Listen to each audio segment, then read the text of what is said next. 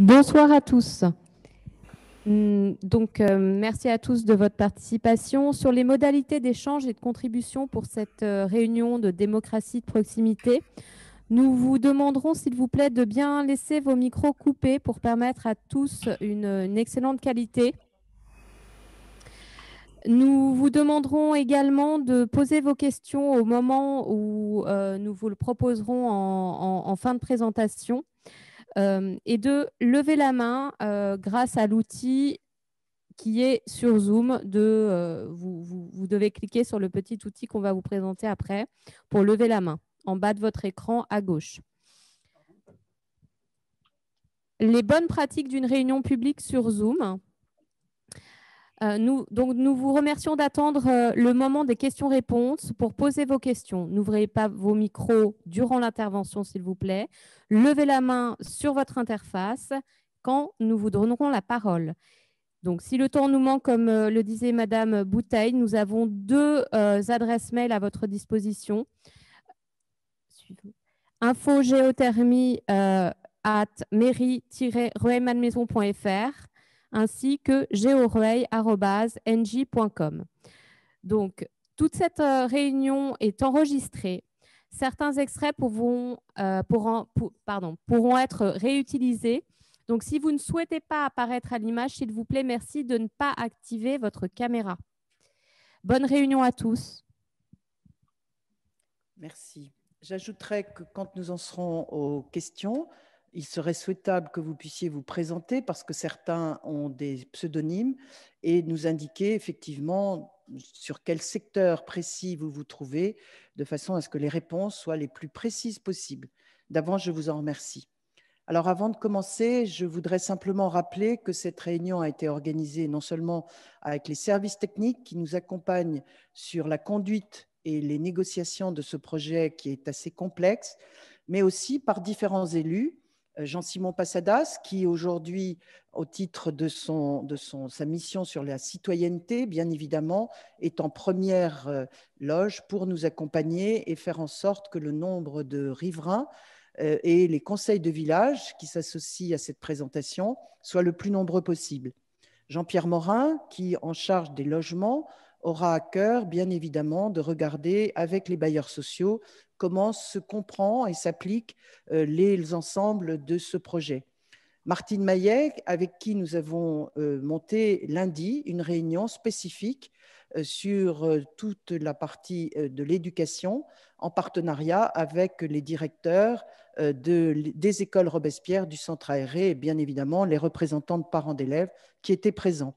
Et puis, bien évidemment, Philippe Destinteau, qui, au niveau du développement durable, vous le verrez, bien évidemment, se préoccupe de l'ensemble de ce projet. Et à mes côtés, Pierre Gomez, élu en charge de tous les services techniques de la ville, qui présentera un certain nombre d'éléments.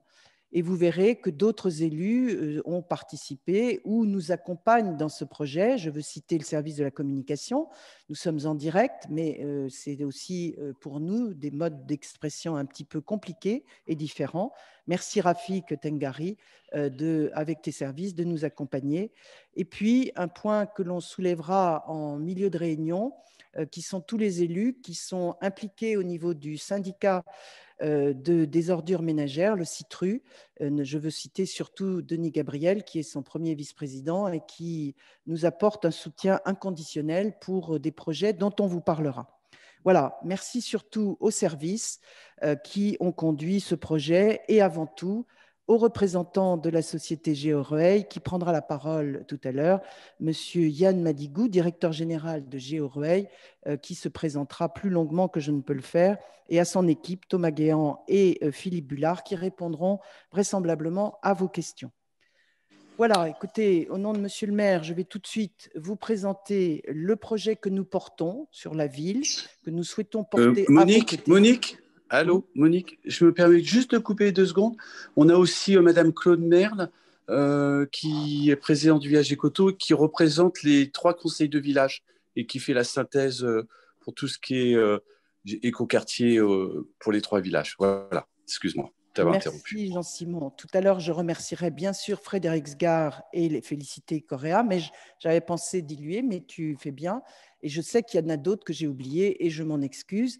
Je voudrais, à côté de toi, Jean-Simon, rappeler que Laurent Davrincourt aussi, bien évidemment, a un rôle important. Vous voyez que la liste serait longue et c'est toute une équipe qui est derrière nous, avec Monsieur le maire, pour porter ce projet, ainsi que les élus des différentes divisions qui sont à nos côtés. Et je les en remercie parce que je vois qu'ils apparaissent sur l'écran. Alors, la géothermie, si vous voulez, est un projet que nous portons déjà depuis plusieurs années au niveau des études. Mais au départ, il faut se souvenir qu'en 2016, lors du lancement de l'écoquartier, nous avons effectivement envisagé un autre réseau de chaleur qui était beaucoup plus réduit puisqu'il ne se préoccupait de s'installer que sur la ZAC de l'écoquartier, c'est-à-dire sur les 17 hectares qui vont être aménagés et qui sont en cours d'aménagement. Et puis les études se sont poursuivies parce que nous avions souhaité y associer la ville de Suresnes, qui finalement n'a pas souhaité poursuivre avec nous dans cette aventure. Et nous savons que dans le cadre des études qui avaient été menées à l'échelle du territoire et de la communauté d'agglo à l'époque, nous avions identifié, ces études nous avaient permis d'identifier une capacité de géothermie profonde sur le Dogger, dont on va vous expliquer le fonctionnement. Alors, la géothermie de Rueil, elle ne va pas être une géothermie superficielle, mais elle va bien aller chercher en profondeur, c'est-à-dire à 1500 mètres environ, une température de l'eau qui existe dans une nappe souterraine qui s'appelle le Dogger et qui nous permettra de pomper de l'eau à température, d'utiliser la température de ce réseau et de rejeter cette eau qui donc sera en circuit fermé. Et c'est un schéma très générique que je vous fais. Bien évidemment, l'équipe d'Engie vous permettra de répondre à des questions plus techniques. Mais voilà, c'est en tous les cas un circuit fermé qui va nous permettre de capter cette température dans un bâtiment d'exploitation que l'on va vous présenter et qui, par des échangeurs thermiques, nous permettront à ce moment-là d'alimenter un réseau de distribution qui, lui, sera souterrain sous nos voiries et viendra alimenter les pieds d'immeubles de chacune des copropriétés, des bailleurs sociaux, des entreprises ou des bâtiments tertiaires et bien évidemment d'un certain nombre de bâtiments publics de la ville. Et derrière, nous aurons un certain nombre de réunions qui vont nous permettre, vis-à-vis des copropriétés privées, vis-à-vis des bailleurs sociaux et des partenaires que nous avons déjà identifiés et qui ont assuré auprès du maire leur volonté d'être à nos côtés. Je veux citer l'ensemble des bailleurs sociaux qui ont déjà exprimé cette volonté, mais aussi l'hôpital Stel, l'IFPEN, donc l'Institut français du pétrole, et d'autres partenaires qui sauront déjà à eux seuls représenter un potentiel important de la consommation de ce réseau, de réseau de chaleur de la ville. Donc, vous voyez qu'aujourd'hui, ce projet, il est porté par beaucoup de prestataires qui nous font confiance sur la qualité du travail que nous avons pu mener avec Engie Solutions. Il y a des chiffres importants à connaître, bien évidemment. La puissance qui va être dégagée sur ce réseau, elle s'affiche sur le panneau. La température, je l'ai cité, à 62 degrés, qui est puisée au fond de ce réseau de Dogger, enfin de cette nappe de Dogger. Les tonnes de CO2 que nous allons pouvoir économiser chaque année, ce sont donc au total sur les 25 ans d'organisation et de mise en route de ce réseau de chaleur, plus de 500 000 tonnes de CO2 qui vont être économisées. On vous donne par an les 11 600 véhicules, voitures, an, qui vont être économisés par ce réseau. Donc, c'est important. C'est une ambition environnementale qui s'inscrit pour les générations futures, mais pas que, et il faut s'y inscrire dès aujourd'hui. L'investissement de ce puits de forage et de cette exploitation qui sont de 18 millions d'euros.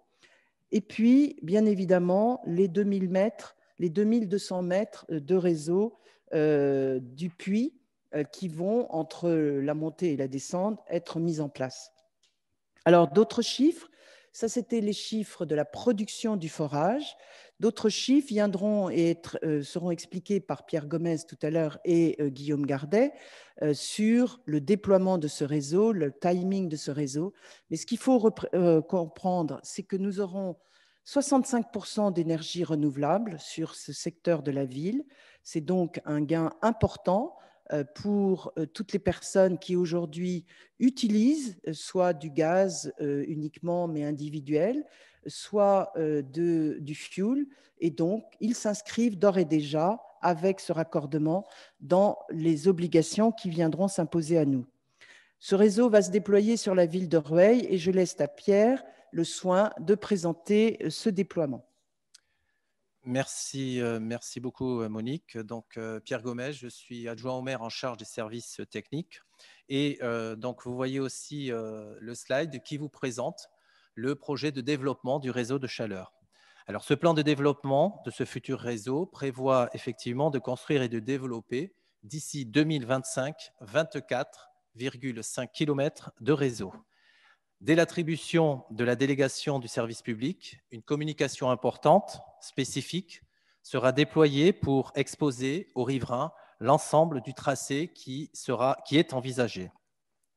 Cette phase de déploiement de réseau sous voirie sera mise en place pour perturber le moins possible l'ensemble des riverains et donc la circulation sur notre ville. Le lancement des travaux devrait donc débuter en fin d'année 2021. C'est une phase, évidemment, qui sera validée par nos services, par les professionnels de la ville, de façon à limiter les impacts auprès des riverains qui habitent autour de ces rues. Pour fluidifier un maximum cette information, une communication, comme je vous l'ai évoqué, spécifique sera mise en place et nous avons acté le fait, pour assurer un bon déroulement de travaux, de mettre en place un médiateur, donc une personne qui vous permettra, vous riverains, d'être en lien direct et cette personne viendra vous rencontrer pour évoquer avec vous ces situations que l'on souhaite le moins perturbatrices. Alors, vous avez sur le slide, sur la diapositive, pardon, la présentation des projets que nous envisageons aujourd'hui.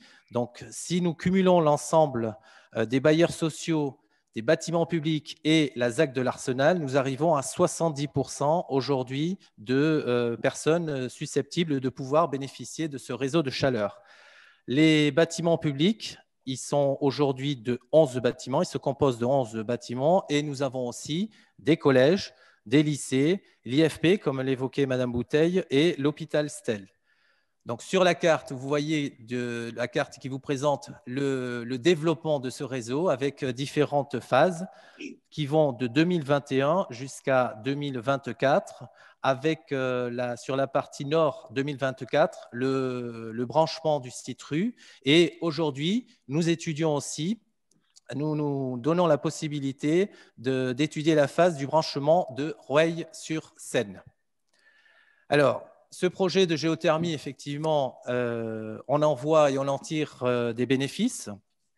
Je vois aujourd'hui 5 bénéfices. Le premier, il est avant tout économique, puisque, effectivement, si la construction d'une géothermie a un coût, la source de chaleur, elle est gratuite. Donc, son prix n'est pas soumis aux fluctuations du marché des énergies fossiles comme d'autres énergies. Il est aussi écologique. Donc, la chaleur existe naturellement dans le sous-sol et une exploitation géothermique produit très peu de déchets et de rejets de gaz à effet de serre. C'est une énergie qui est exploitable 24 heures sur 24, 7 jours sur 7, puisque la chaleur issue de la géothermie couvre une partie des besoins en chaleur du réseau. Et donc, cette chaleur ne requiert aucun stockage spécifique. C'est une ressource locale puisqu'elle est sous nos pieds, puisqu'elle est présente dans le sous-sol, au plus près de nos besoins.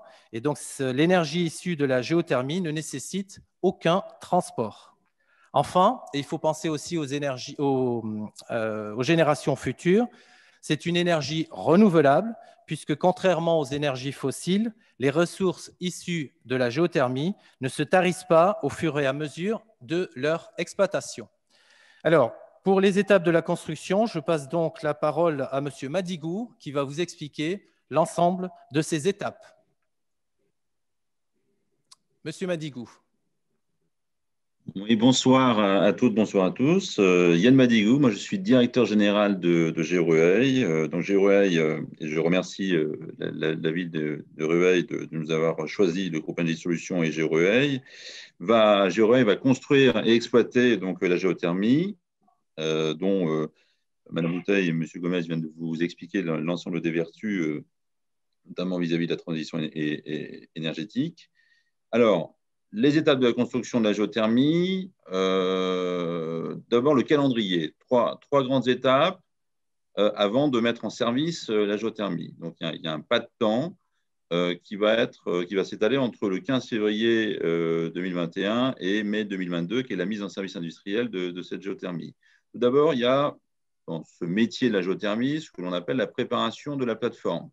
C'est-à-dire que nous allons faire un certain nombre de travaux de préparation de terrain, de travaux d'avant-puits, avant d'attaquer la phase proprement dite du forage.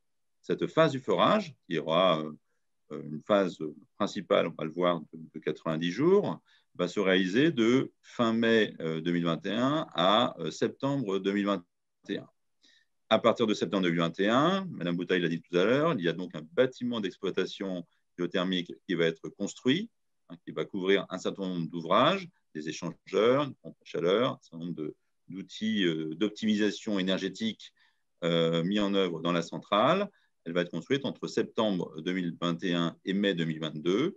Et à partir de mai 2022, il y aura ce qu'on appelle la mise en service industriel, c'est-à-dire qu'on va vérifier que l'énergie qui va être produite par la géothermie va être produite donc, sur le réseau de chaleur et donc va être distribuée vers l'ensemble des abonnés du réseau de chaleur de Rueil, puisque le projet est un projet d'ensemble.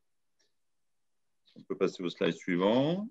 Alors, quelques images pour illustrer les trois étapes. Tout d'abord, donc la préparation de la plateforme avec les avant-puits. Donc, ça, c'est la petite image sur la gauche du slide. Donc là, ce sont des travaux donc, en fait, préparatoires de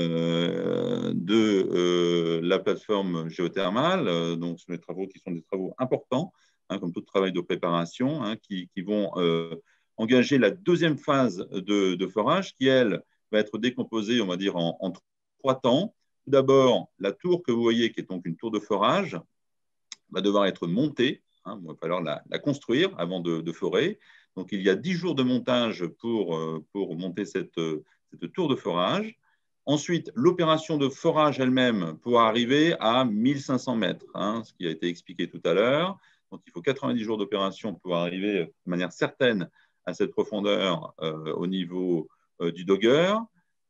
Et ensuite, à partir du moment où on a mis 10 jours pour monter la tour, on va mettre aussi 10 jours de repli, de démontage finalement de la tour, pour laisser le terrain vide de cette tour de forage.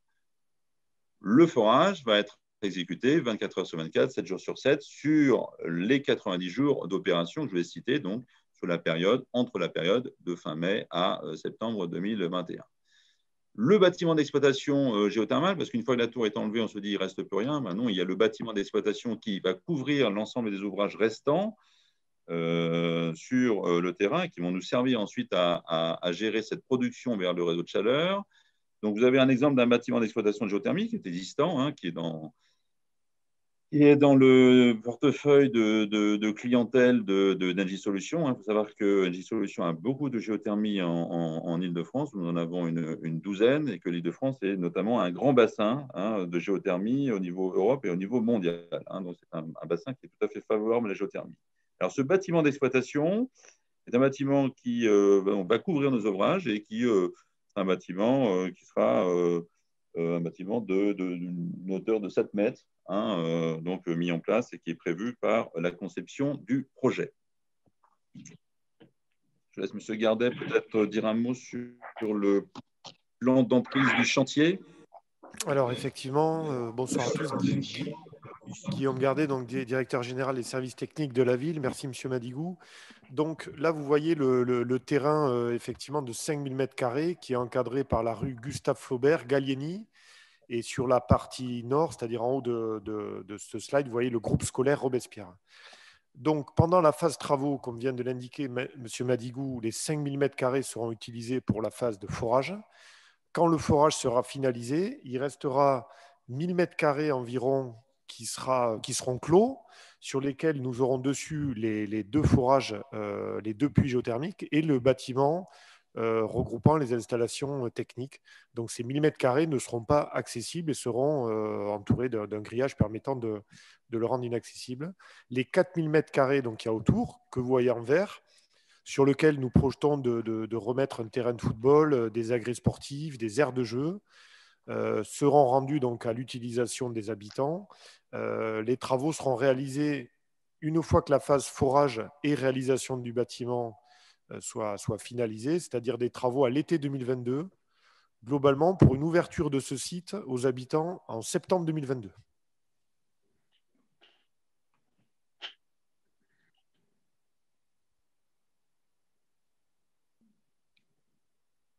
Alors, je crois que c'est à moi, voilà. Alors, le chantier et l'explication complémentaire et précise de M. Gardet. Maintenant, passons, une fois qu'on a un chantier, la question, c'est la maîtrise du chantier. Donc, on va faire un focus sur 3 points qui sont extrêmement importants sur l'exécution d'un chantier de géothermie. C'est l'empreinte sonore du forage, parce que là, nous sommes dans des ouvrages avec un fort impact mécanique. Deuxièmement, l'aménagement de l'accès chantier. Évidemment, il va y avoir un centre de circulation sur ce chantier. Et enfin, un point qui est extrêmement important et qui est évidemment important pour le groupe Engie aussi, puisqu'on en accorde beaucoup d'importance là-dessus, c'est la maîtrise de la sécurité et de l'environnement. Si on peut passer le slide. Voilà. Alors, sur l'empreinte sonore du chantier de forage, donc sur la partie acoustique, on va prendre les choses dans le bon sens. C'est-à-dire qu'on va d'abord établir, regarder comment réagit on va établir, une modélisation donc acoustique dans l'environnement dans lequel se situe le chantier, c'est-à-dire avec l'ensemble des bâtiments qui sont autour du chantier, les copropriétés, tous les bâtiments publics qui sont au voisinage du chantier. À partir de là, on va établir une cartographie et il y a des outils aujourd'hui assez extraordinaires qui existent et qui permettent, à partir de ces outils et des maquettes 3D qui sont mis en œuvre, de déterminer les émergences des façades et de voir notamment quelles sont les solutions et notamment les murs acoustiques qu'il faut mettre en œuvre de manière à pouvoir parer le plus possible à une émergence acoustique du chantier. Voilà, donc on regarde dans quoi se situe le chantier, on analyse et on modélise ce plan de situation et à partir de là, on trouve la solution adaptée. Ça, c'est un point donc extrêmement important. Nous avons dans nos études, et vous voyez le petit trait bleu là, sur le côté, si on reprend un peu en arrière, là, au niveau machine de forage et groupe scolaire, donc nous avons prévu là, ce sont nos études, mais ce sera confirmé par la modélisation acoustique qui est en cours. Nous avons prévu donc un mur acoustique d'une hauteur de 3 à 4 mètres, mais nous mettrons évidemment le mur acoustique nécessaire en fonction de l'analyse et de la modélisation qui aura été faite. Autre disposition concernant la partie acoustique, et c'est une disposition qui est plutôt remarquable parce que ça ne se passe pas toujours comme ça, c'est la suppression des groupes électrogènes, puisque les chantiers de géothermie fonctionnent en général avec groupe électrogène au fioul. Là, nous avons une disposition, et ça c'est absolument formidable, de pouvoir nous raccorder directement sur le réseau Enedis, sur le réseau électrique. Donc, pas de fonctionnement de groupes électrogènes, donc ce qui, évidemment, au niveau acoustique, pour ceux qui connaissent des groupes électrogènes, est un bien fou. Nous conserverons quand même des groupes électrogènes, puisque j'ai dit que le forage devait fonctionner 24/24, en secours, si, ça n'arrive jamais, mais on va dire que si nos amis des Enedis ne fournissent pas l'électricité, voilà, on aura la possibilité de rebondir sur les groupes électrogènes, mais pas en continu, bien évidemment. Les groupes électrogènes, on leur dit au revoir. Ça, c'est le chantier tout électrique. il y a certains points sur le chantier qui sont névralgiques, hein, qui sont des points sur lesquels il faut faire un capotage ou un capitonnage, j'ai envie de dire, des phoniques des pompes, c'est-à-dire que ces pompes et un certain nombre d'éléments que je vais vous préciser derrière au niveau du treuil sont des éléments sur lesquels on va faire une attention particulière en termes de coffrage acoustique. On va mettre autour un certain nombre de matières, on va les enrouler finalement autour de matières acoustiques, tout en conservant évidemment leur performance technique. Donc, on a notamment, vous le voyez sur ce premier élément précédent, c'était les pompes de forage. Et là, nous allons faire un ensemble de capotage phonique. On peut repartir au suivant. Sur le treuil aussi, voilà, le suivant. Le slide suivant, merci.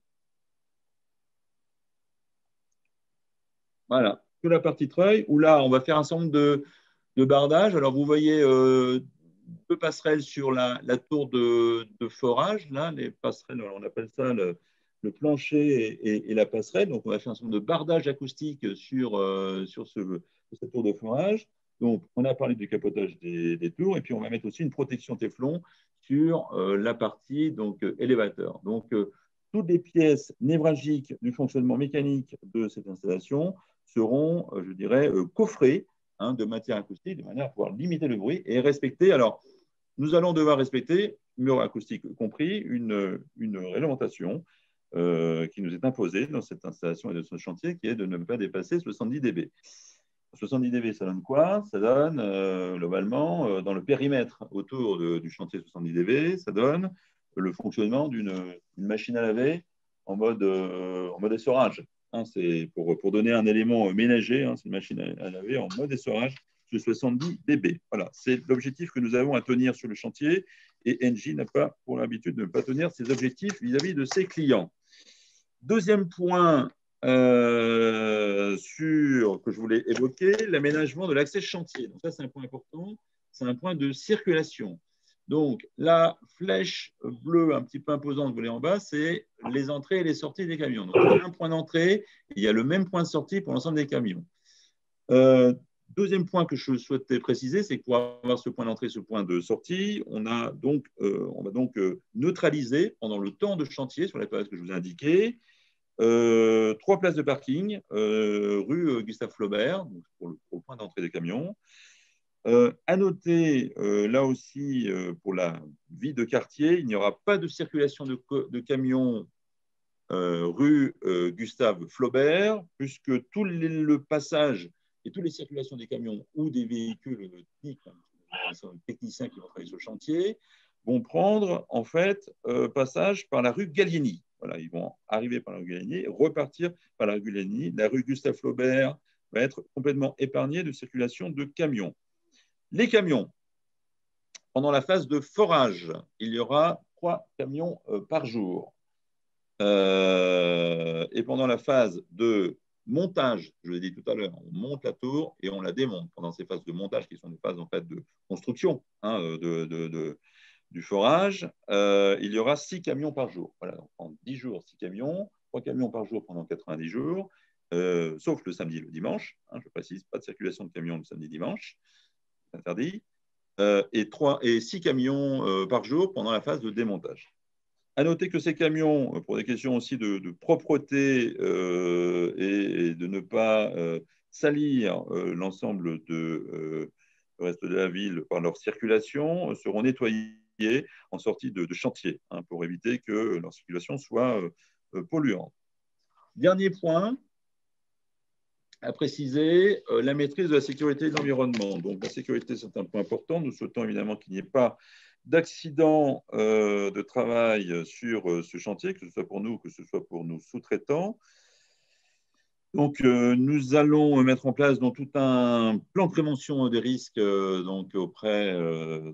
pour la sécurité de l'ensemble de ce site. Donc, nous mettons en place, et ce sont des dispositions tout à fait classiques, des coordinateurs de sécurité et de protection de la santé.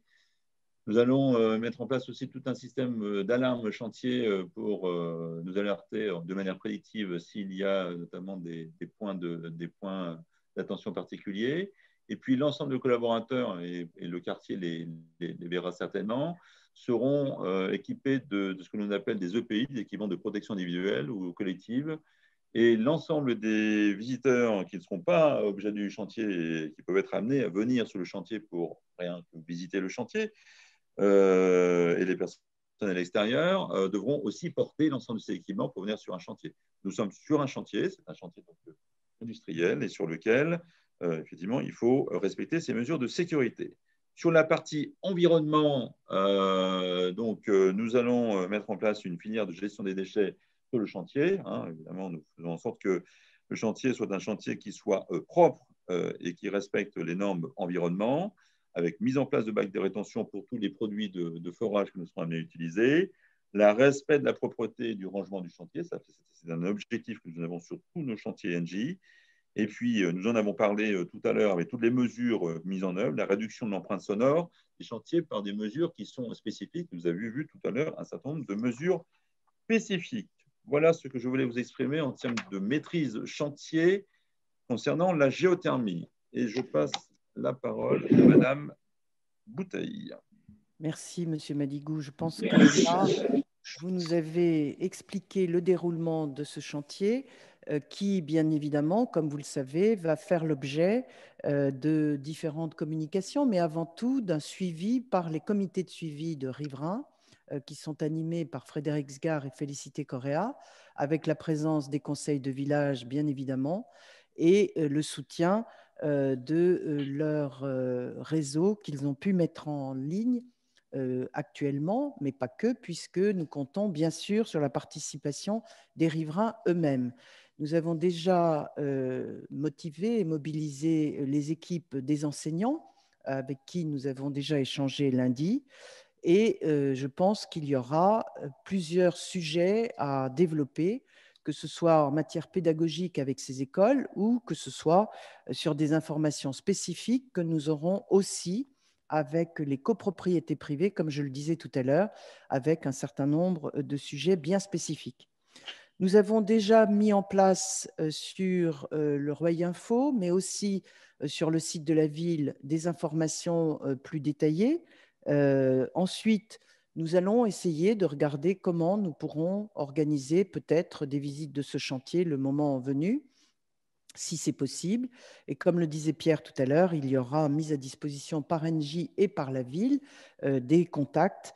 Je rappelle que néanmoins, pendant toute la phase des chantiers, le service que vous devez appeler en cas de défaillance technique ou en cas d'inquiétude et autres reste la police municipale qui, 24 heures sur 24, peut répondre en plus des intervenants et des contacts que nous mettrons en place avec notre partenaire.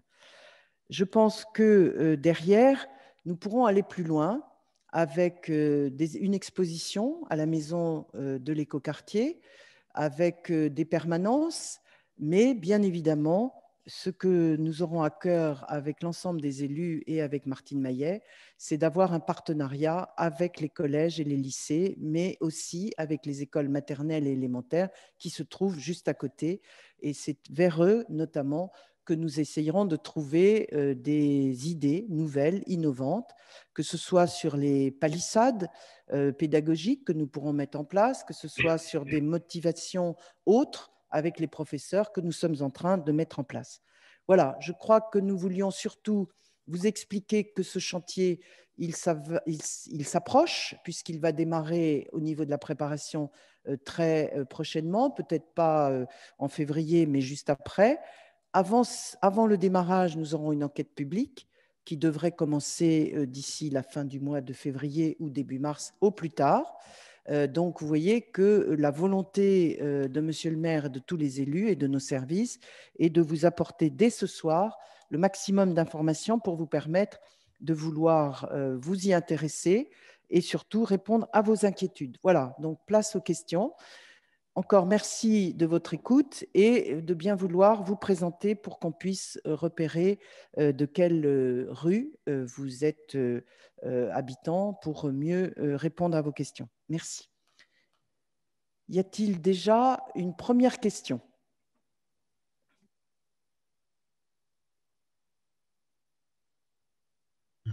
Oui, Patrick Angian.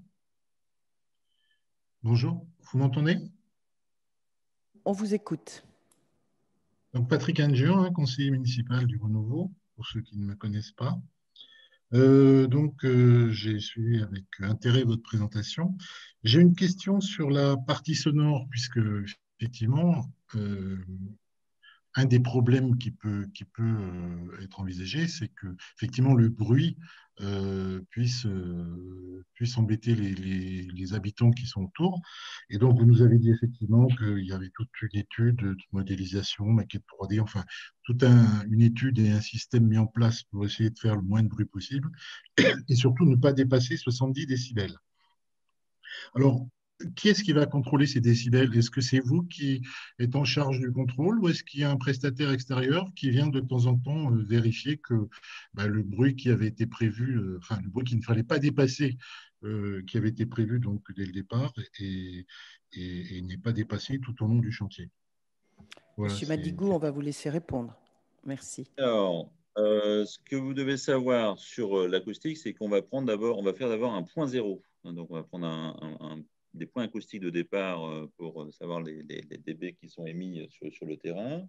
Et ensuite, il y aura un suivi continu de l'émission sonore du terrain, et notamment dans ses limites de terrain, qui sera faite tout le long du chantier, c'est-à-dire sur toute la phase de montée plateforme, de montage, de forage, de repli. Voilà, toute cette période-là va être suivie donc, par un certain nombre de métrologies qu'on va mettre en œuvre et qui vont suivre ces dB-là dans le temps, avec évidemment l'objectif, puisque c'est un objectif sérieux, 70 dB, c'est que je dois le tenir en limite de chantier, que je m'y suis engagé. Donc, on va faire en sorte à partir de ces mesures-là, de suivre cet objectif évidemment au plus près. La question de M. Angian était de savoir si c'était vous-même qui faisiez le contrôle ou si c'était une société extérieure indépendante. C'est nous-mêmes qui allons faire ces contrôles. Par contre, la simulation 3D, elle est faite par un cabinet extérieur ou par vous-même? Oui. Non, elle est faite par un cabinet extérieur, c'est un cabinet acoustique qui fait ces éléments de simulation. Donc, il a l'expertise en la matière. Nous, on a l'expertise en matière de métrologie acoustique et donc on n'a pas l'expertise en matière de recherche de solutions acoustiques. C'est le cabinet qui nous conseille évidemment en la matière. Très bien, merci. Je peux compléter ma question ou pas? Oui, bien sûr. Oui, très rapidement. Si on dépasse ces décibels, par exemple, je ne sais pas, vous avez 100, 150, 200, qu'est-ce qui se passe? Monsieur Madigou. Ça nous est jamais arrivé. S'il y a un dépassement, ça veut dire qu'il y a une pièce mécanique du chantier qui doit émettre de manière totalement anormale. On va dire que peut-être on va dire, je vais utiliser le terme, mais elle crisse ou elle émet un bruit qui est anormal par rapport à l'environnement qu'on a essayé de mesurer au départ avec notre point zéro. Donc, ça veut dire qu'elle a éventuellement une rainure, une accélération de fonctionnement qui fait qu'elle n'est pas bonne. Donc, ça veut dire que cette pièce-là en question, que l'on identifie rapidement, puisque ça se sent, si on dépasse 70 dB, entre 70 et 100 dB, on voit bien la différence. Donc, cette pièce-là, eh bien, tout de suite, on va arrêter, on va résoudre le problème, on va la changer et on va revenir dans la pièce originelle, quitte à arrêter le chantier d'ailleurs, de manière à faire en sorte qu'on revienne sur le 70 dB objectif. Si je peux me permettre,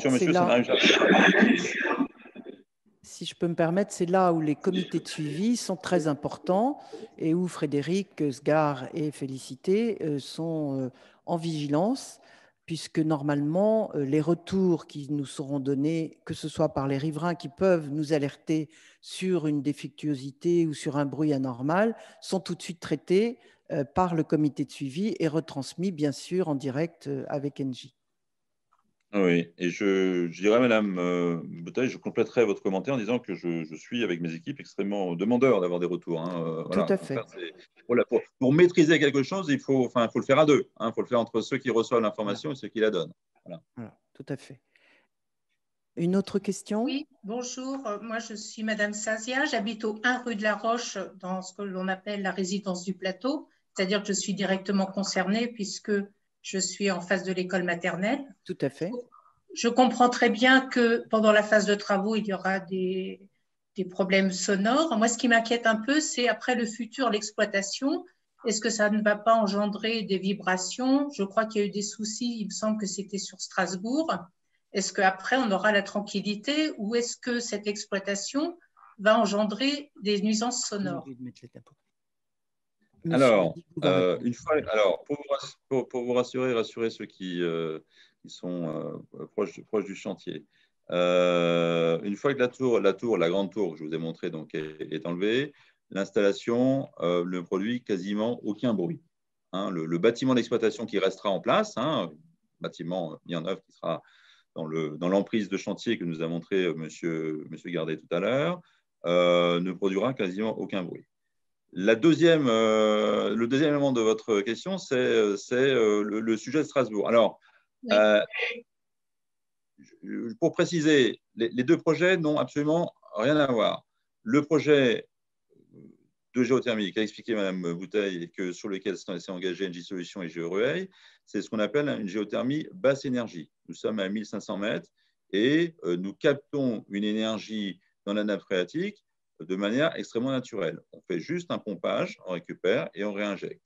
Strasbourg, le choix qui a été fait par l'opérateur de Strasbourg, qui est à côté de Strasbourg d'ailleurs, dans le monde de Strasbourg, c'est de dire je descends à 4000 ou 4500 mètres et je force la descente. C'est-à-dire que je crée une pression et quand on descend à 4000 ou 4500 mètres en créant une pression, donc on n'est pas naturel dans ces cas-là, on crée une pression, eh bien, il y a des phénomènes géologiques qui créent des fractures au niveau des sols et des sous-sols et qui, effectivement, peuvent entraîner, je ne sais pas de quelle manière ça a été fait, mais ça peut entraîner des secousses sismiques.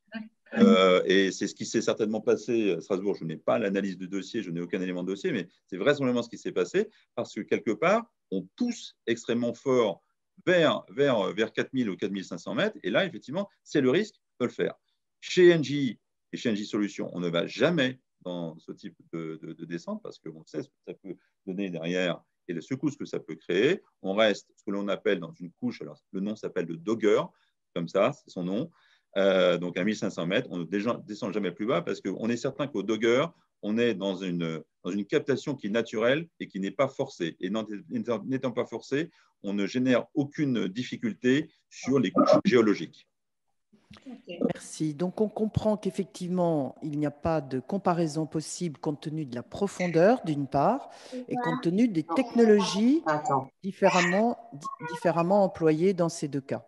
Voilà. Merci. Est-ce qu'il y a une maquette de fait du futur bâtiment? Parce que nous, on s'attendait à avoir un stade. Donc, 7 mètres, ça représente quoi? 2-3 étages? Alors, pas du tout. Nous avons pour l'instant, ce dossier n'est pas encore, le permis n'est pas encore déposé de ce bâtiment, puisqu'il va venir bien après les forages. Dès qu'il sera déposé et validé, nous pourrons le présenter, bien évidemment, lors d'une réunion de riverains et de l'école. Mais comme l'a expliqué tout à l'heure Guillaume Gardet, il y aura une partie du stade qui sera restituée. Et bien évidemment, sur la partie qui restera, il y aura des végétaux et on essayera de refaire une configuration qui sera agréable pour avoir un bâtiment qui s'intègre dans le paysage. Très bien, merci.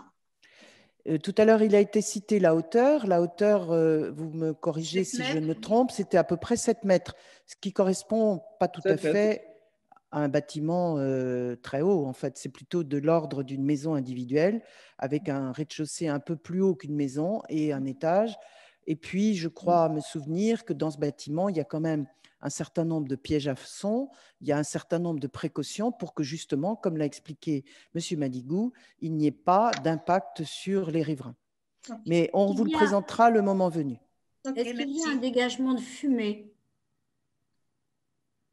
Madame, je n'ai Non, pas noté il n'y votre aura nom. pas. Marilyn Doumingue-Pinault. Je demeure avenue du Mont-Valérien. J'avais donc 2 questions. Oui. Il y a un dégagement de fumée au travers de cheminées. Parce qu'il y a 2 puits et un bâtiment, hein, si j'ai bien compris. Est-ce qu'il y a des cheminées correspondant à ces puits? Est-ce que ces cheminées dégagent des fumées? Et quelles sont-elles? Voilà, on va vous répondre. Alors, non, il n'y a pas de dégagement de fumée sur cette géothermie, hein, puisque finalement, il n'y a pas de combustion. Pas de vapeur. Il n'y a pas de, non, non, il n'y a pas de combustion, il n'y a pas de vapeur émise sur ce chantier.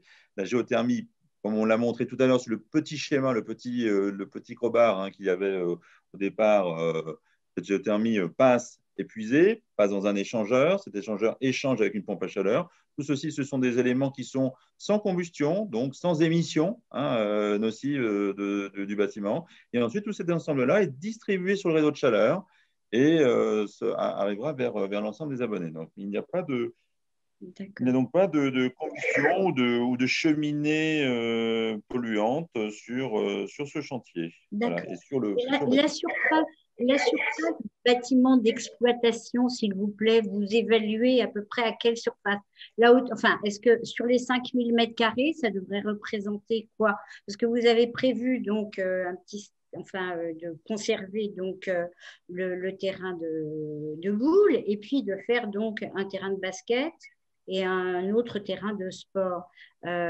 Donc, ça voudrait dire que ce bâtiment ne devrait pas être d'une surface extrêmement importante. Ah non, non, non. Alors, non, il y a plus de surface à faire du sport qu'à marcher dans mon bâtiment. Hein. Donc là, en l'occurrence, le bâtiment, sur le terrain donc, que M. Gardet a montré tout à l'heure, donc il nous reste en fait 1000 m² pour l'exploitation de la géothermie, hein, une fois qu'on a tout enlevé, 5000 m² pour le réaliser, mais 1000 m² pour l'exploiter. Et sur les 1000 m², je dirais 4.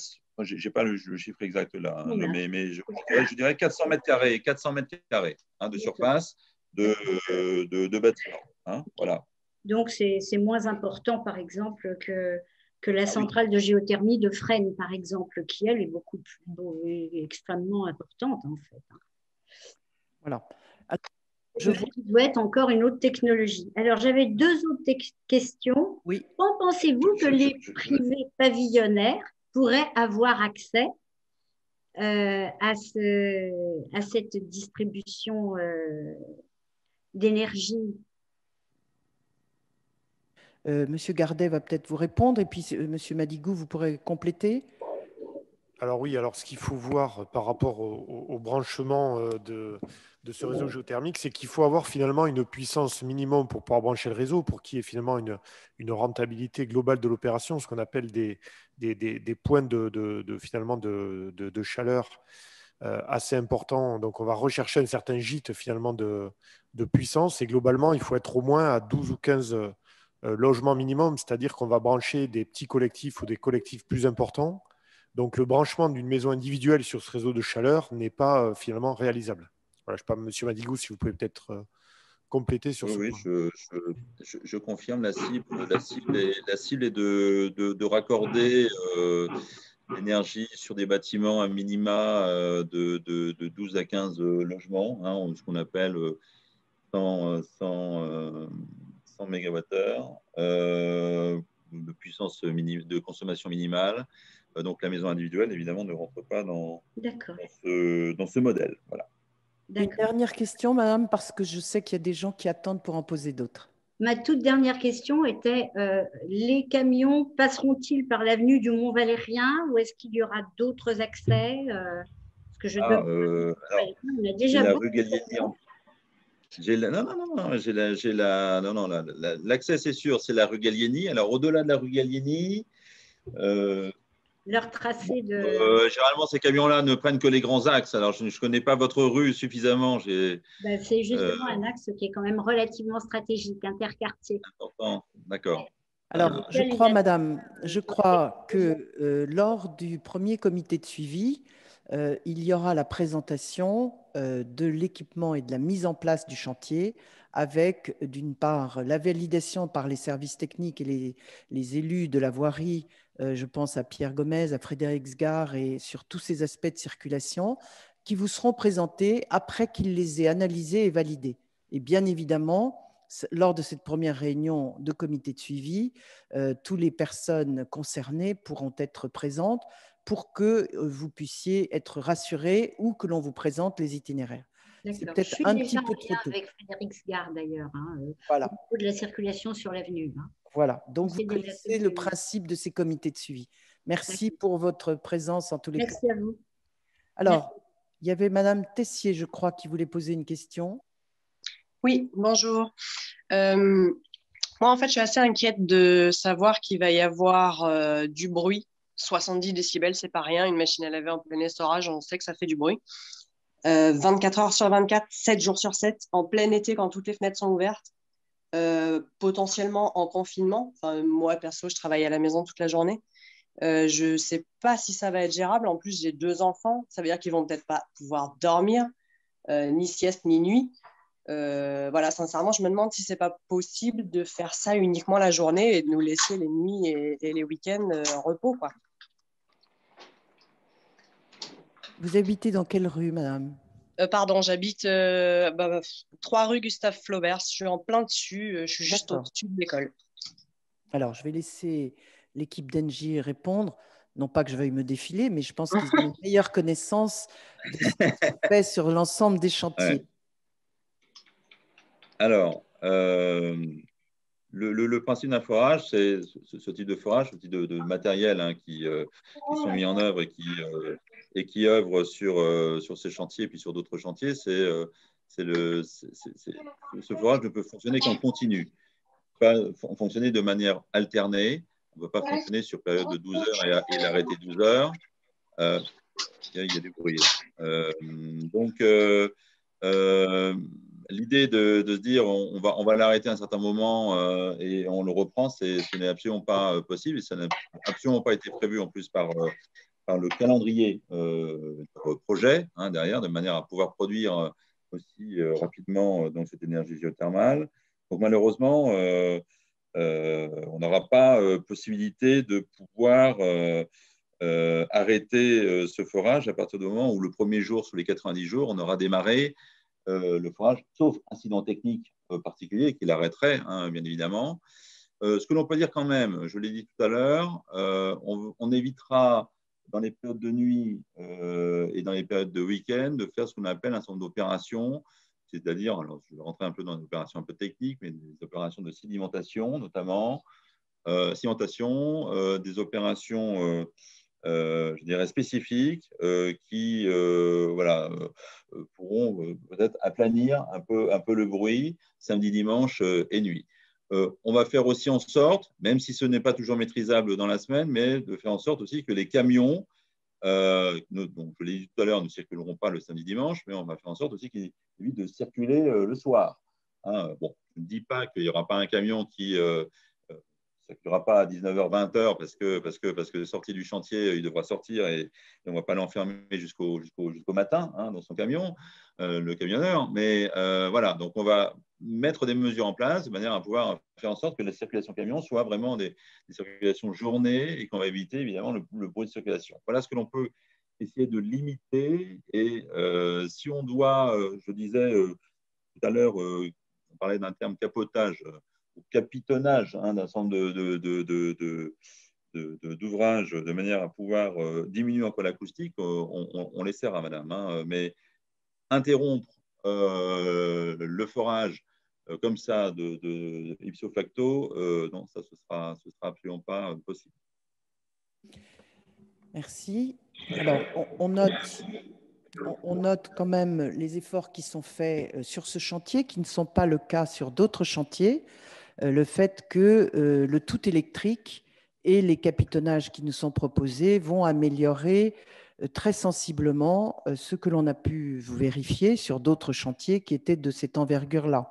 Et je note ce que vous venez de dire, pas de camion la nuit ni le week-end, ça c'est important. parce que effectivement, tous les bruits les plus émergents ou les plus importants, vous nous avez signalé qu'ils seraient essentiellement de jour, ce qui n'empêche pas d'avoir des nuisances la nuit, mais qui seront diminuées. Je crois qu'il y a Madame Rodier qui veut poser une question. Est-ce qu'elle est toujours là? Oui, bonjour, Anna Rodé, j'habite 14 rue Gustave Flaubert, donc je suis directement concernée par la question. Et je reviens toujours sur cette question de l'empreinte sonore. Je voudrais préciser, 70 dB, c'est dans mon appartement, c'est ce que je vais entendre dans mon appartement ou c'est à côté du chantier? Non, non, ça va être en limite du terrain de forage qu'il y aura 70 dB. Ça veut dire derrière le mur de protection, ça va être à peu près combien? Oui, oui, oui. Ah, ça veut être derrière. Ça veut dire que le... Qu'est-ce que je vais entendre dans mon appartement pour être plus simple? Ça veut dire que le nombre de décibels va diminuer au fur et à mesure que vous vous écartez de la proximité du chantier.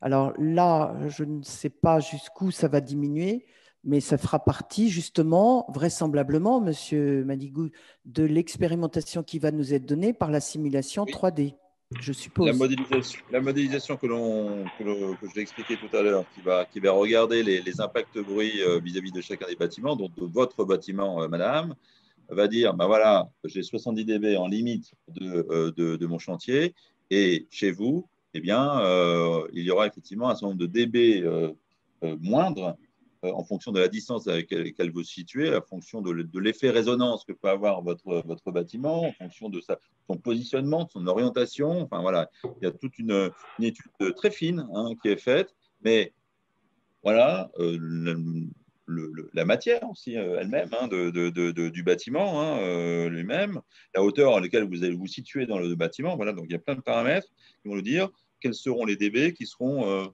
atteints sur votre propre logement. Mais nous, en tout cas, on fait en sorte qu'en limite de chantier, on se limite à 70 dB, ce que j'ai explicité tout à l'heure. Voilà. Alors, il y a Monsieur Boutier et puis après Monsieur Sgar qui voudrait répondre. Excusez-moi, j'ai encore une question. Excusez-moi. On vous écoute, madame. Par rapport aux vibrations, au moment de forage, il y aura forcément les vibrations. Quel est l'impact sur les bâtiments à côté de ces vibrations? Il n'y aura pas. Voilà, donc il n'y aura pas de vibration donc sur ce chantier puisqu'on fait les vibrations. Alors le sol a une qualité quand on va sur un chantier au Dogger à 1500 mètres, le sol va absorber, on va dire, les vibrations. Donc il n'y aura absolument aucune vibration sur ce chantier et sur l'environnement autour du chantier, c'est-à-dire les riverains. Par contre, Monsieur Madigou, est-ce qu'il y aura un référé préventif avant le démarrage du chantier qui est prévu ou pas dans ce cas de projet? Oui, il y a un référé préventif qui est envisagé.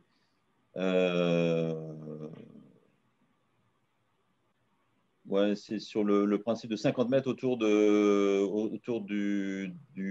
chantier. Du chantier lui-même. Ouais, dans le périmètre, 50 mètres autour. Voilà. Je rappelle que le référé préventif permet de faire un constat dans les 50 mètres environnant le chantier de l'état des constructions et que lors de la dénomination par le tribunal de l'expert, vous allez recevoir une convocation ou une invitation à laquelle vous n'êtes pas nécessairement obligé de vous rendre, ni de nommer un avocat. C'est simplement que le tribunal nommera ce jour-là l'expert qui viendra vous contacter parce qu'il aura la liste de toutes les copropriétés qui sont concernées ou des bâtiments même publics de la ville qui seront concernés par ce référé.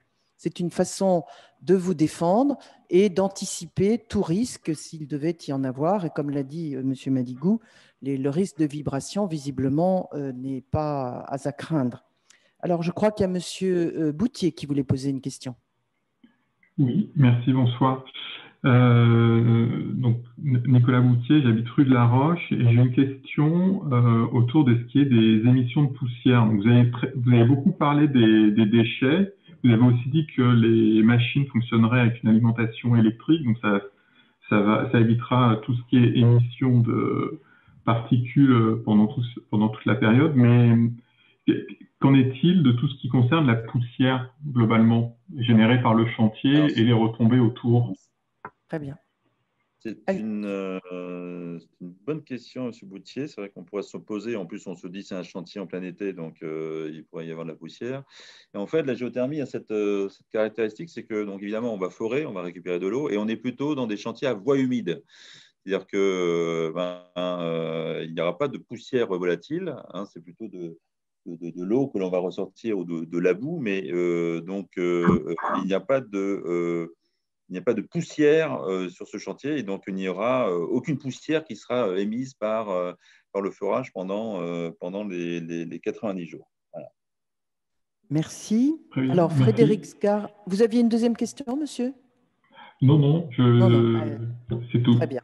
Parfait, merci. Je crois que Frédéric Sgar, élu en charge des comités de suivi, entre autres, et de la circulation et d'autres sujets, voulait prendre la parole. Frédéric, c'est à toi. Oui, merci Monique. Je voulais juste apporter quelques précisions sur le rôle des comités de suivi de chantier pour les personnes qui ne connaissent pas exactement. Nous avons un rôle de contrôle, c'est-à-dire que nous avons un rôle évidemment d'échange entre toutes les parties prenantes, les riverains, nos services techniques et les responsables du chantier. Et donc, le chantier prend un certain nombre d'engagements auprès de la ville. Il va d'ailleurs devoir signer une charte que l'on va légèrement amender puisqu'il a des contraintes particulières. Et notre rôle est de vérifier que ces engagements sont tenus. Et donc, moi, j'ai un peu le rôle de père fouettard, hein, c'est-à-dire que toutes les remontées des riverains vont m'arriver et que moi, je vais me retourner auprès des responsables du chantier et leur taper sur les doigts si les engagements ne sont pas tenus. Ça veut dire que s'il y a un camion qui dépasse les horaires autorisés, eh bien, il sera mis à l'amende. Et que si effectivement on voit qu'il y a des dépassements de bruit anormaux, là aussi, il y aura une intervention immédiate de façon à ce que le chantier respecte ses engagements. Je peux vous assurer, et ceux qui me connaissent parce qu'ils pratiquent d'autres comités de suivi de chantier, que nous sommes extrêmement vigilants et nous sommes joignables à tout moment. Merci Frédéric. Effectivement, on sait qu'on peut compter sur toi. Alors, il y a monsieur, je crois, monsieur Kueffer qui voulait poser une question. Oui, bonsoir. Oui, j'avais coupé mon micro. Donc, j'avais des questions sur le point de vue financier. Donc, j'aurais voulu savoir qu'est-ce qui était prévu en prix de vente du kilowattheure thermique et aussi en coût d'abonnement pour donc un 100 MWh en minimum. C'est toujours la question, le nerf de la guerre, combien coûtera l'énergie? Alors, est-ce que je vais déjà demander à Guillaume Gardet de répondre? Donc, globalement, ce qu'il faut voir, c'est qu'il y a des prix donc, qui vont être compétitifs par rapport au gaz, premièrement. Deuxièmement, le coût, finalement, comme sur toutes les factures, vous pouvez avoir, que ce soit gaz ou électricité, fonction d'une partie abonnement et d'une partie consommation. Donc, chaque bâtiment, finalement, aura des coûts unique par rapport à son potentiel d'abonnement et de consommation. Globalement, ce qu'on indiquait tout à l'heure, c'est qu'en moyenne, pour la partie logement, on est à 72,47 € TTC du mégawattheure, ce qui, globalement, par rapport au prix du gaz actuel, au moment où le réseau sera déployé, donc les premiers bâtiments branchés, on sera entre 5 et 8% inférieur au coût du gaz pour une copropriété lambda.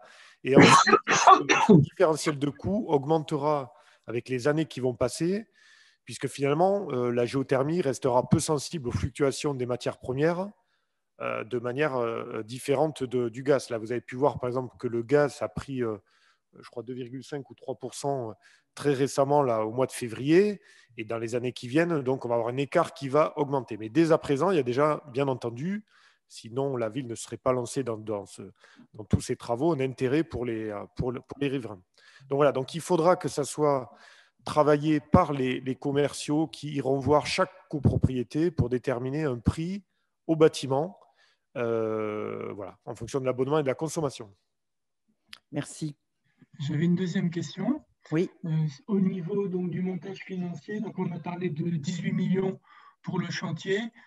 Comment est-ce financé? Est-ce que c'est la ville qui en parte une partie ou c'est simplement la ville qui est garant du montant d'investissement en cas de problème? Est-ce que la ville paye quelque chose, quoi?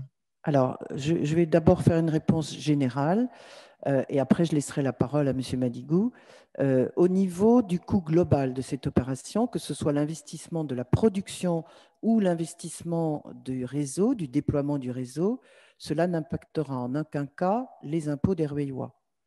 Donc ça, c'est important parce que l'investissement est fait par chaque partenaire.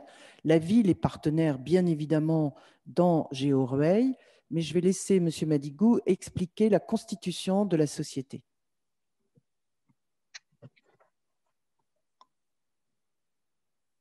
Attendez. Voilà, c'était... Oui, le son, c'était parti. Alors, GeoRueil est une société dans laquelle il y a deux actionnaires à date, aujourd'hui. Donc, NJ Solutions à 88,5% et la ville à 11,5%. Donc, c'est une société qui a pour objet la construction et l'exploitation de la géothermie sur Rueil, donc exploitation pendant un contrat de 28 ans, qui va fournir de l'énergie au sortir de la production de géothermie donc sur un réseau de chaleur avec un prix donné.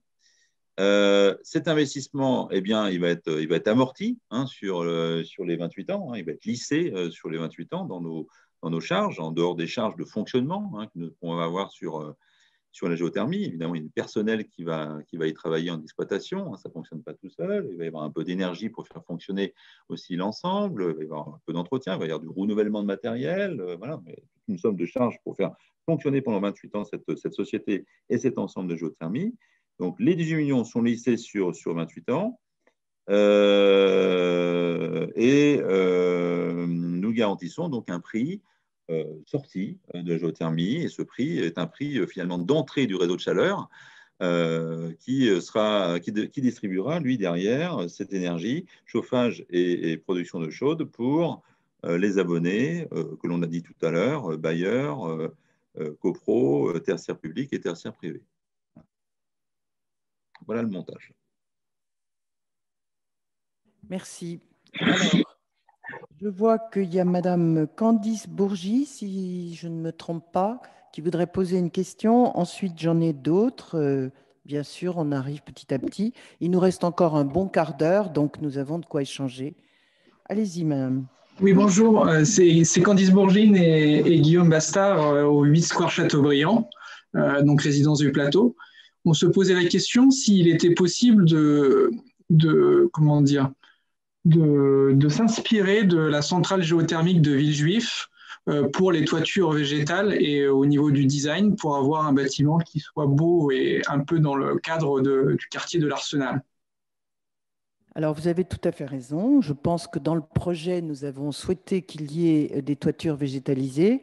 On va attendre que ce projet nous soit présenté pour voir si les attentes de la ville, mais les préoccupations aussi de l'exploitant répondent à vos interrogations. Comme je l'ai expliqué, tant que le projet n'est pas défini, nous ne pouvons pas vous le présenter. Mais voilà, nous avions quand même voulu impliquer le prestataire sur le cahier des charges de l'écoquartier, les objectifs qu'on se fixe, et la toiture végétalisée en fait partie parce qu'on a bien conscience qu'il y a des bâtiments qui vont donner sur cette unité de production et qu'il est tout important, depuis les étages où vous êtes peut-être, de voir quelque chose d'agréable. Voilà. Merci. Une autre question. Je crois qu'il y a Madame Rodet qui voulait reposer une question. J'ai une question par rapport à la durée de vie de cette station de façon générale et plus précisément, quelle est l'expérience, la durée de vie maximale d'une station géothermique que nous avons dans la région Île-de-France? Des exemples que l'on pourrait vous citer.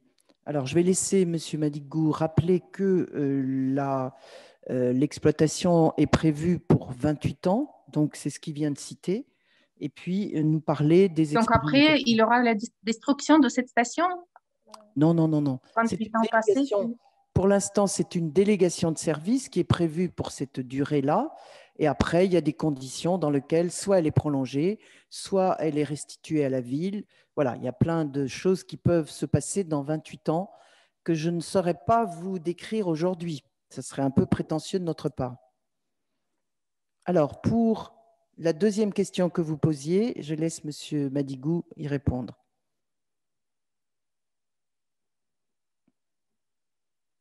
Je crois qu'il a... Oui, non, excusez-moi. Donc, effectivement, donc nous avons donc là une exploitation sur 28 ans hein, de la géothermie et potentiellement, enfin, quand on voit d'autres géothermies qui existent ailleurs, on a entre 15 et 20 ans supplémentaires possibles d'exploitation de cette géothermie dans les sous-sols. Il faut savoir que on est dans les sous-sols, on est dans un code particulier, hein, c'est un code minier hein, des sous-sols. Donc, on nous autorise à aller chercher de l'énergie dans ce sous-sol. Hein, donc, ça c'est quelque chose qui n'est pas, voilà, qui est réglementé. Donc, nous avons une autorisation de le faire pendant 28 ans. Nous pouvons avoir une autorisation supplémentaire de le faire pendant 15 à 20 ans. Bon, on commence à arriver à 43 à 48 ans, donc ça nous laisse quand même un peu de temps devant nous. Hein, mais évidemment, voilà, si les conditions de la ressource le permettent, tous les doggers à 1500 mètres que nous avons en Ile-de-France, et nous en avons une douzaine, je ne connais pas, j'entendais tout à l'heure Villejuif, je ne connais pas l'installation de Villejuif, elles ne sont pas chez nous, mais toutes ces installations-là fonctionnent depuis 25, 30, 40 ans et fonctionnent extrêmement bien et fonctionnent aussi bien qu'elles fonctionnaient au départ. Voilà. Merci. Avant qu'il y ait une autre question, je voudrais rappeler que parmi les équipements publics qui vont être accordés, il y aura bien évidemment des collèges, des lycées. Je voudrais saluer la présence de Rita Damblon, qui est non seulement maire adjoint territorial de ce quartier et qui accompagne Jean-Simon Passadas et les conseils de village pour être un lien et des échanges, enfin permettre les échanges en direct avec des élus, mais qui aussi représente le département pour tous les collèges qui vont pouvoir, sur le tracé qu'on vous a présenté tout à l'heure, étudier la possibilité de se raccorder. Il en est de même sur la région avec M. Denis Gabriel pour les autres établissements scolaires qui sont directement concernés. Donc là aussi, ça fait partie des contacts, des persuasions, des présentations que nous menons avec NJ Solutions pour capter, bien sûr, l'intérêt de tous ces partenaires que je n'ai pas eu le temps de citer. Merci Rita, en tous les cas, de tout ce que tu pourras apporter vis-à-vis du département et merci à Denis Gabriel pour la région, pour tous les autres établissements scolaires, en plus de ton rôle sur le Citru. Voilà, alors je crois qu'il y a une personne, mais elle s'appelle Maison et je ne sais pas comment la citer. C'est Francine, madame. Bonsoir, madame Bouteille. Bonsoir, monsieur. Francine Paponneau. Je suis conseillère municipale et je profite de votre présence, monsieur, pour vous poser la question. Et on a parlé beaucoup des éventuelles nuisances et de la manière d'y remédier, mais je pense que vous avez dû faire une évaluation environnementale, une étude d'impact, comme le Code de l'environnement oblige à le faire pour ce type d'opération globale. Et comme il va y avoir une enquête publique, je pense que ça sera mis à la disposition du public. Tout ce que vous nous avez dit en matière de nuisances, de poussière, ça a dû être étudié. Oui, absolument. Vous avez tout à fait raison. On a fait, chez NJ, on a plutôt l'habitude de faire les choses dans le bon ordre. Donc, on a effectivement fait faire une étude d'impact du chantier. On a regardé évidemment l'ensemble des aspects. Hein. C'est ce qui nous permet aussi, à partir de ces éléments, ces premiers éléments, hein, de construire correctement le projet hein, et de respecter l'ensemble des points clés des données pour faire en sorte que nous respections notamment les réglementations et que nous respections aussi le cahier des charges qui nous était évidemment fixé. Donc, cette étude d'impact a été donc réalisée. et évidemment, elle sera mise à disposition dans le cadre des enquêtes publiques et à disposition de ceux et celles qui souhaitent évidemment l'examiner avec la plus grande attention. Pour l'instant, évidemment, à votre disposition pour répondre à un certain nombre de questions. La communication, donc on souhaite aussi y travailler, notamment évidemment avec vous. Voilà. Je voulais juste rappeler, Madame Paponneau, que vous nous aviez posé cette question et que je vous avais précisé qu'effectivement, cette étude d'impact avait déjà été réalisée en avril 2020. Donc, bien sûr, comme l'a dit Monsieur Madigou, elle sera jointe aux éléments qui seront présentés dans le cadre de l'enquête publique pour tous les Rueillois. Oui, mais j'avais, bien sûr, mais la question, j'ai une question subsidiaire, c'est que cette opération, et j'ai vu des projets, notamment, je crois, à Bordeaux, enfin, je ne sais plus dans quelle ville de province, qui était donc initiée par la société Engie. Et l'étude d'impact, si vous voulez, était analysée toute l'opération, c'est-à-dire le forage, toutes les constructions également de chaufferie, et puis les canalisations, une fois que l'opération sera bouclée. Et c'était une étude un peu d'ensemble, si vous voulez. Alors, la question que je pose, c'est est-ce qu'à chaque fois qu'on va avancer dans le processus de distribution, il va y avoir des études d'impact complémentaires?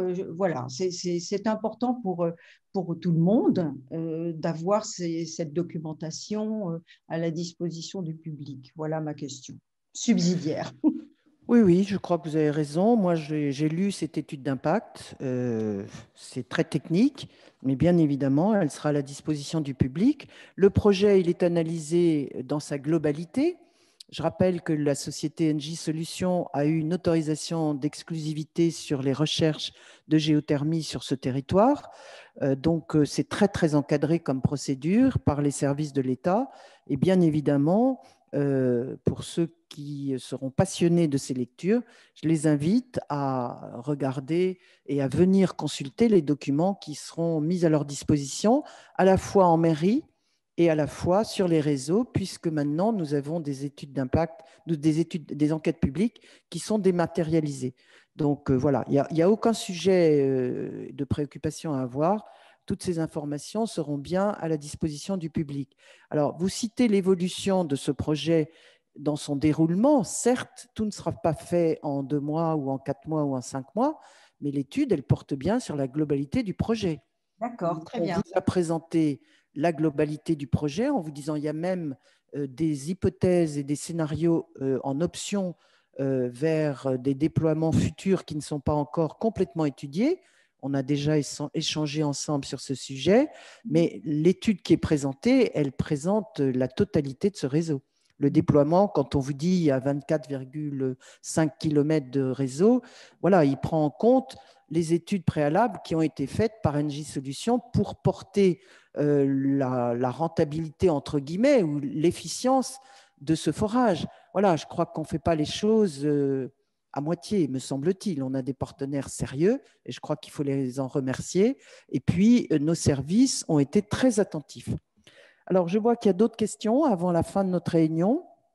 D'une part, il y a M. Keffer et M. Indigent qui veulent reposer des questions. Simplement, je voudrais permettre aussi au plus grand nombre, avant qu'on termine cette réunion, de poser des questions. Donc, surtout s'il y avait encore 1 ou 2 questions en plus de ces 2 interventions, n'hésitez pas à vite vous faire connaître. Merci. Alors, Gérard Keffer.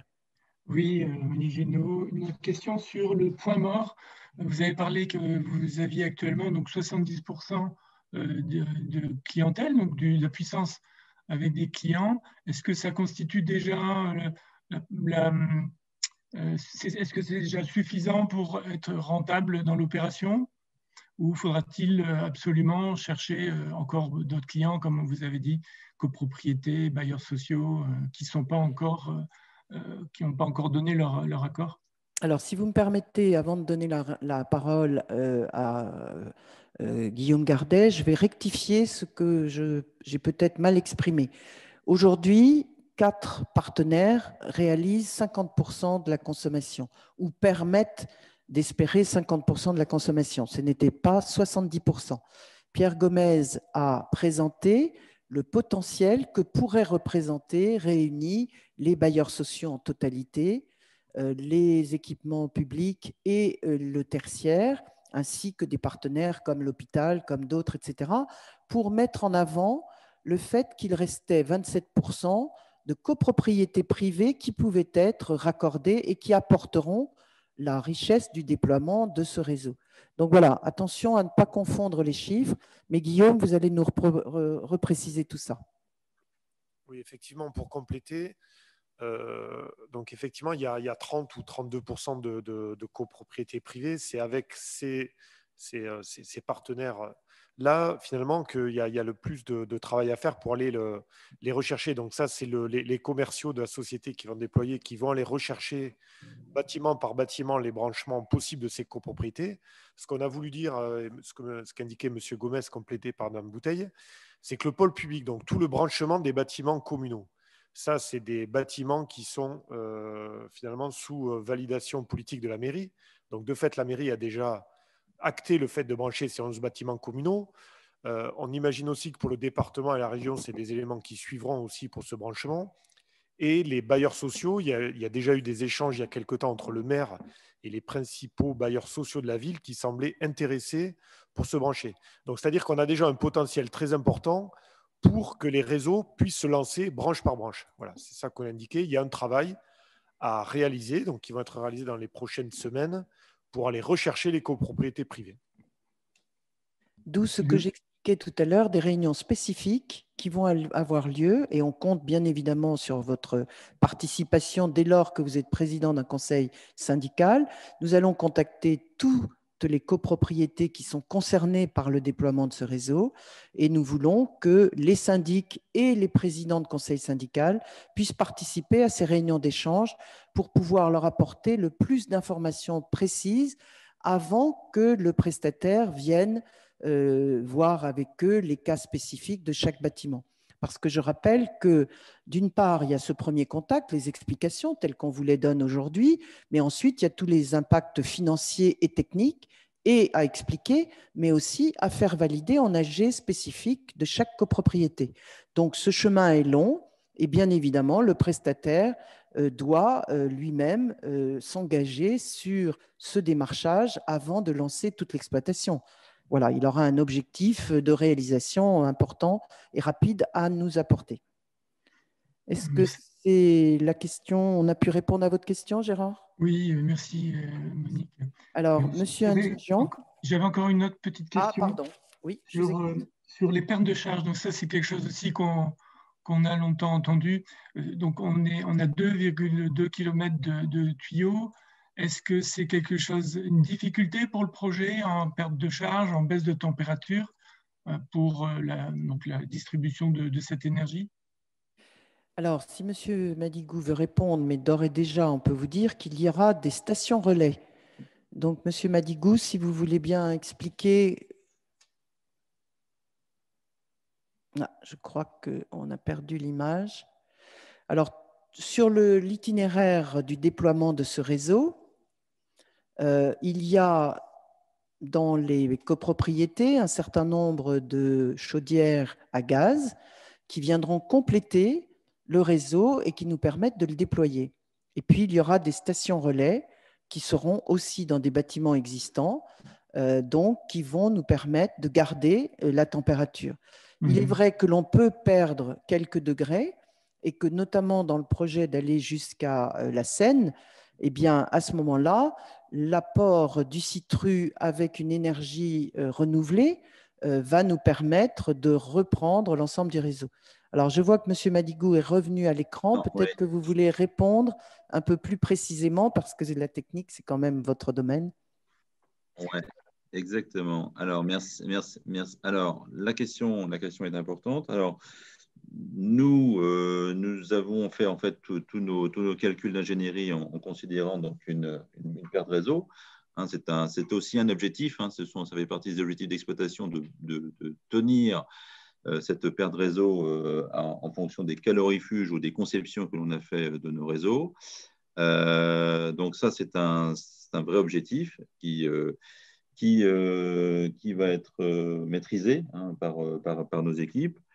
Voilà, donc notre projet a été bâti sur cette capacité à maîtriser évidemment notre rendement de production. Hein, c'est évidemment le fonctionnement et la performance opérationnelle de la géothermie, et en même temps de maîtriser le rendement ce qu'on appelle le rendement de distribution, c'est-à-dire la perte de charge ou la perte de performance qu'il peut y avoir sur un réseau.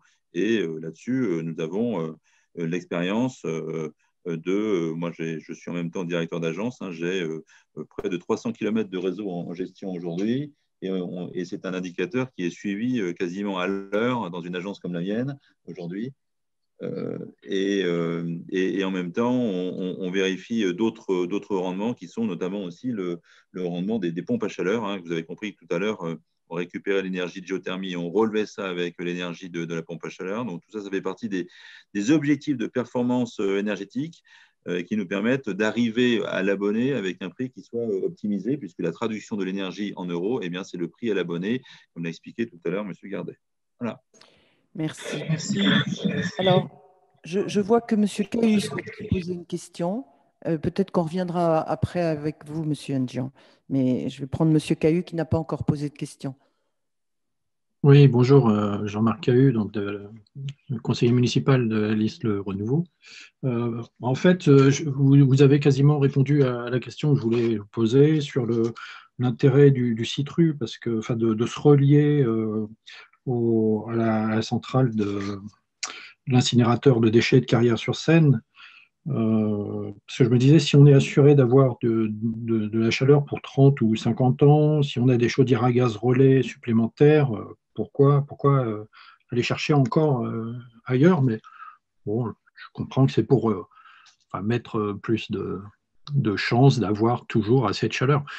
Et au final, en ressources vraiment renouvelables, quelle est la part, enfin, avec tout ce qu'on ajoute à côté, parce que le gaz ou les déchets, il faudra s'assurer d'avoir toujours des déchets à brûler. Bon, ça, j'ai confiance dans l'humanité, mais, mais quelle est la part d'énergie renouvelable dans la Alors, solution avec si vous voulez, notre objectif est de 60%, et avec le CITRU, nous pourrons augmenter vers 65, voire même plus, et ça nous permet de déployer encore plus loin le réseau.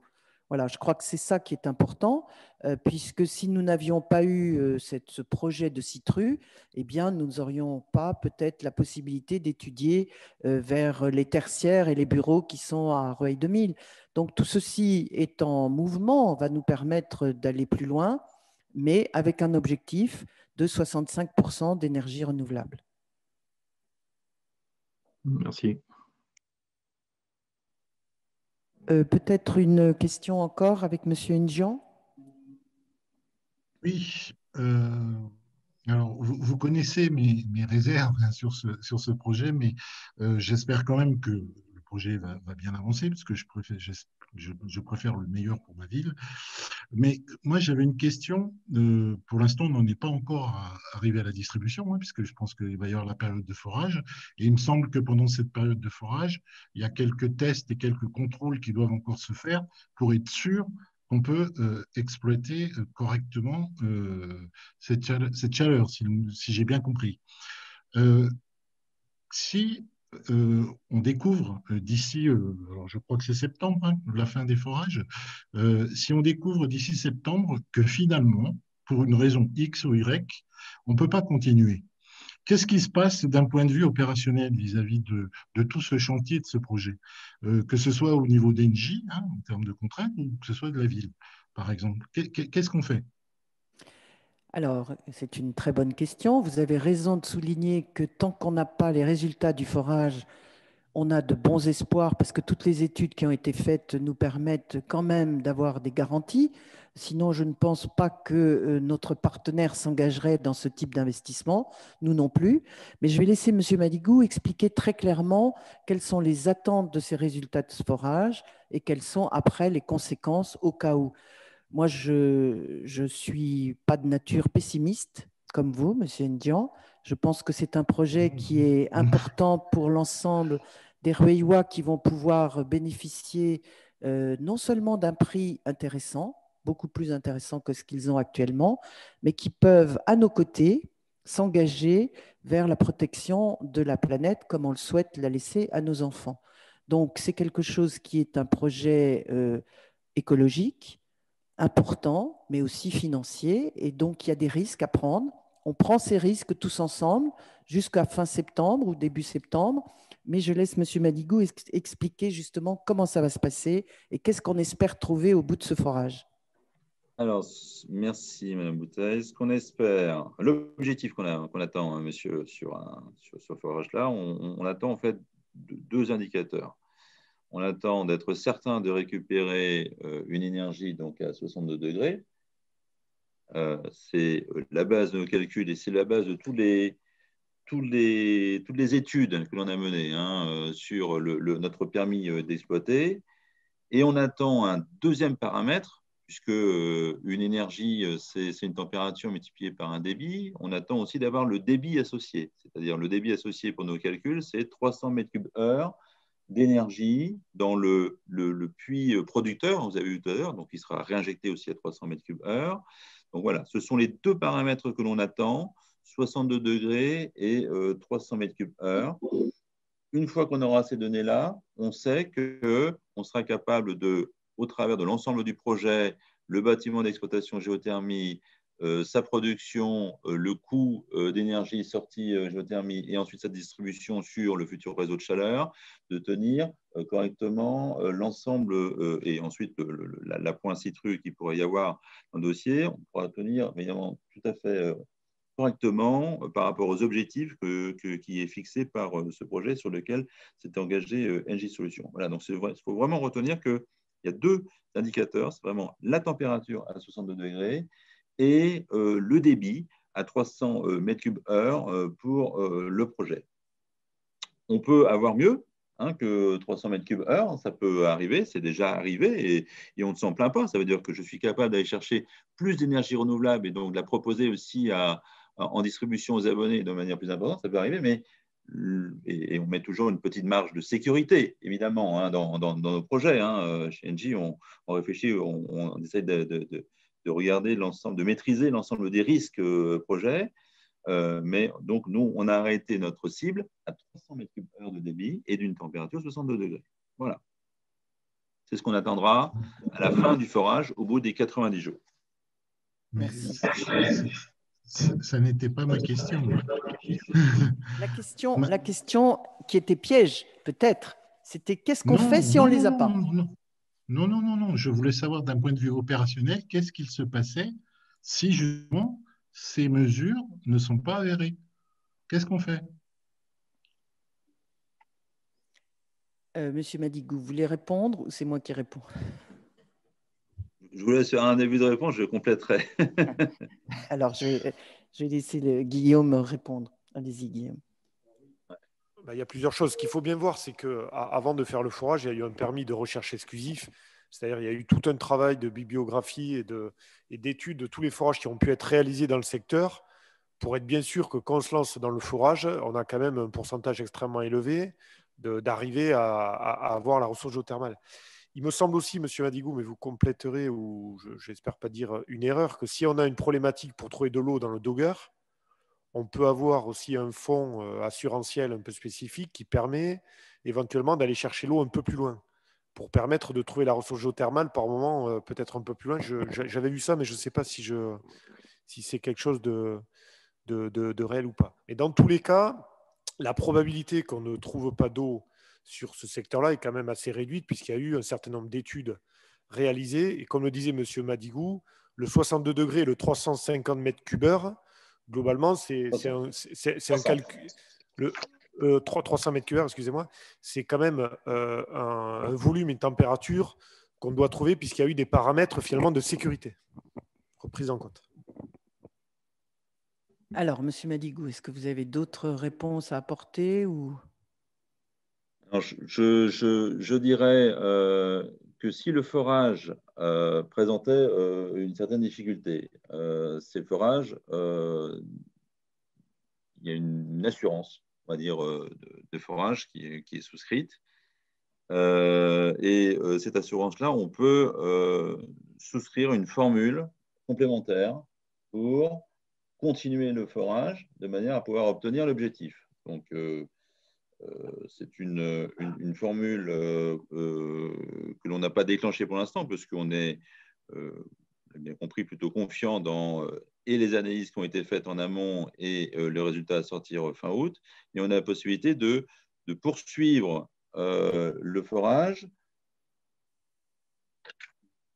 pour, on va dire, améliorer les performances et sortir et arriver à notre objectif de 62 degrés et 300 mètres cubes. Bon, ça peut être une éventualité à faire. Maintenant, avec l'ensemble des études géosciences qui ont été menées par nos services et l'expérience que l'on a en la matière, notamment sur l'Île-de-France, avec la 12e de forages que l'on a pu faire jusqu'à présent, à aucun moment on a eu de difficulté à ne pas réussir à obtenir des objectifs que je rappelle qui sont sécurisés. Hein, je ne dirais pas la même chose si je disais que j'allais chercher 400 ou 450 mètres cubes. Hein, je vais chercher 300 mètres cubes, je suis vraiment dans une zone, je dirais, sécurisée, maîtrisée, et au niveau de la température de la même manière, pour être certain d'arriver à l'objectif à fournir cette énergie pour les abonnés et dans le cadre du réseau de chaleur. Voilà. Voilà ce que je peux vous dire. Merci. Je crois que c'est avec cet optimisme que nous allons arrêter cette réunion. Nous avions fixé de réussir cette réunion d'échange jusqu'à 20h30. Nous sommes encore au bureau. Je comprends qu'on pourrait prolonger un petit peu, mais nous vous avons signalé que nous avons des adresses auxquelles vous pouvez vous adresser pour que nous puissions compléter ces échanges et auquel cas nous compléterons bien sûr et nous répondrons à toutes les questions qui seront posées. Je voudrais d'abord vous dire que nous avons été plus de 125 voire 127 personnes qui avons suivi l'ensemble de nos échanges, de cette présentation. Donc, je voudrais remercier tous ceux qui y ont participé. Ils sont peut-être moins nombreux à l'instant même parce que la réunion a duré un petit peu plus longtemps. Et je voudrais, j'espère, au nom de toute l'équipe qui y a participé, pouvoir compter sur votre mobilisation de tous, parce que ce projet, vous l'avez compris, il est non seulement pour apporter à certains d'autres modes de fonctionnement dans leur chauffage et dans leurs énergies, mais il faut d'abord qu'on y croit tous, malgré les nuisances qu'il va peut-être y avoir pendant quelques mois, c'est vrai. Nous essayons de les minimiser, nous essayons d'être à vos côtés pour être attentifs à tout ce qui pourrait advenir pendant la durée de ce chantier, mais nous essayerons aussi, comme je l'ai signalé en début de réunion, de trouver pour nos enfants cette association à leur niveau par des moyens de participation, d'interaction avec les professeurs et les scolaires. Et je voudrais conclure sur une opération qui pourra être lancée, sur laquelle on réfléchissait avec les futurs prestataires, pour intéresser aussi les Rueillois. Donc, on pourra en dire plus le moment venu lors de présentation du réseau et des modes de commercialisation qui pourront être mis en place. Voilà, je voudrais non seulement vous remercier, mais vous dire que ces échanges vont continuer. Nous allons enregistrer d'autres informations, d'autres films ou d'autres visios pour nous permettre, au fur et à mesure de l'avancement de ce chantier, de vous tenir au courant et de garder le contact sur ce projet important. Voilà, au nom de tous, merci. J'espère pouvoir compter sur votre participation au comité de suivi, mais aussi sur la foire aux questions que nous avons ouverte à partir de maintenant. Merci à tous et bonne soirée.